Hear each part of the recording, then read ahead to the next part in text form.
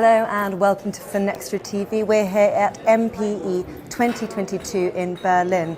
With me now in the MasterCard Press Lounge is Wojtek Pokota, CEO and founder of Walletmore. So, hello Wojtek, thank you very much for taking the time to speak with us. Hey, thanks for having me. Really good to have you on. We're talking about payment implants, a massive topic at this year's event. So really looking forward to expanding on that. And you're in a great position because you're the world's first to provide payment implants and a full wallet solution to follow. So bring us up to date with where we are with payment implants and how is this even possible?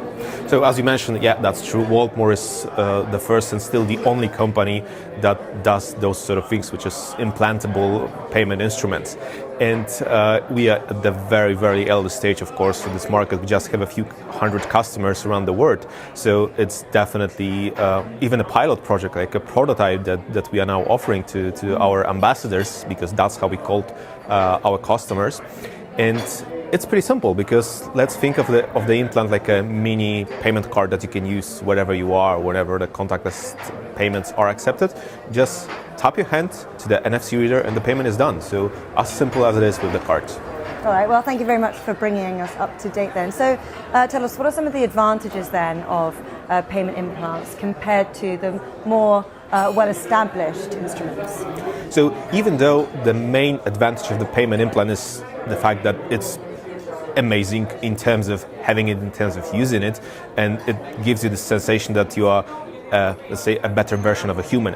But on the other hand, we need to capitalize on the fact that Walletmore implants are both ultimately secure and ultimately convenient. Because when it comes to biometrics, you cannot forget your hand from home or from office, and you always have it. So you can always use, for example, your fingerprint to authenticate a transaction. But on the other hand, once your fingerprint gets stolen, you cannot change it anyhow. In terms of the tokens, the electronic tokens, like a fob, like a card, you need to manage that. You need to carry it. You have a chance to lose it. But on the other hand, if there's any problem with that device, you can just block it or reprogram it, depending on the solution that you use. So Walletmore implants combine those two amazing advantages, and that's why I believe they are the way forward, and that's the future for the individual customers to use it conveniently and securely everywhere where contactless payments would be possible to authorize it and to proceed. Fascinating. I mean, it is a really exciting future. It certainly is.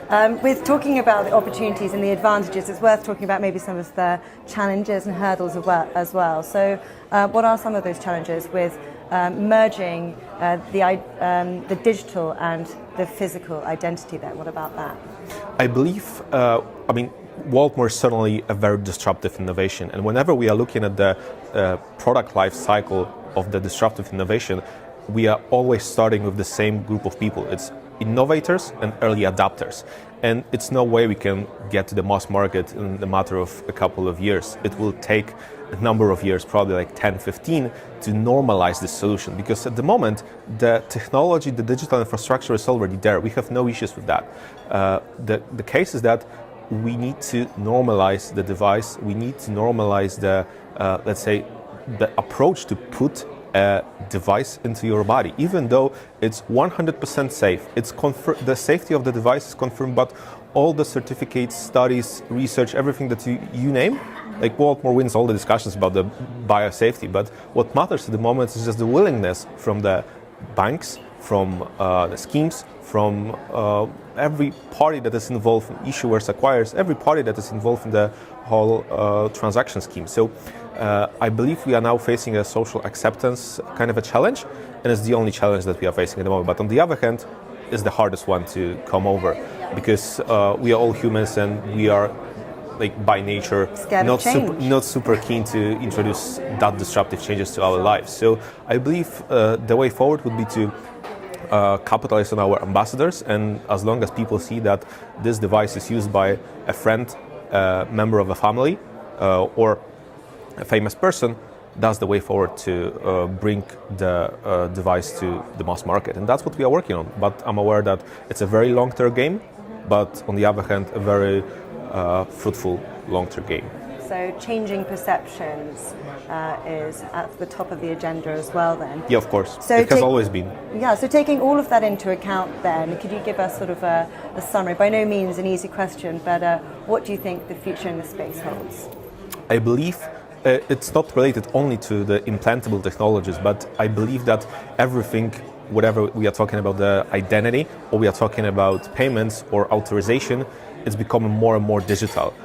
We are seeing this with the European Commission's project about digital identity. We are seeing this by multiple initiatives handled by banks, schemes, and all the other companies that are present out there.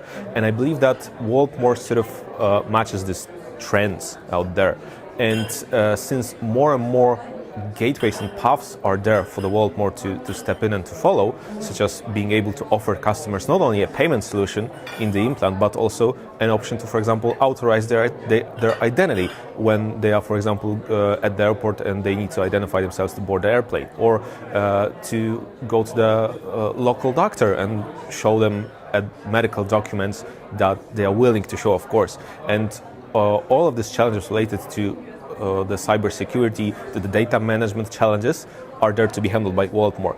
But from a technological perspective, the technology is there. What matters is the willingness from those partners to enable us to offer those services to our customers. Because from our perspective, our device, the implant, is always seen and marketed as an enabler, as an aggregator of multiple features. But in order to be there and to offer those applications and all of these services, you need to have the connection with those partners. So it's not only a challenge towards the individual customers, but also the companies that would be willing to work with us and to put themselves on the same level as Waltmore when it comes to the disruptive innovator.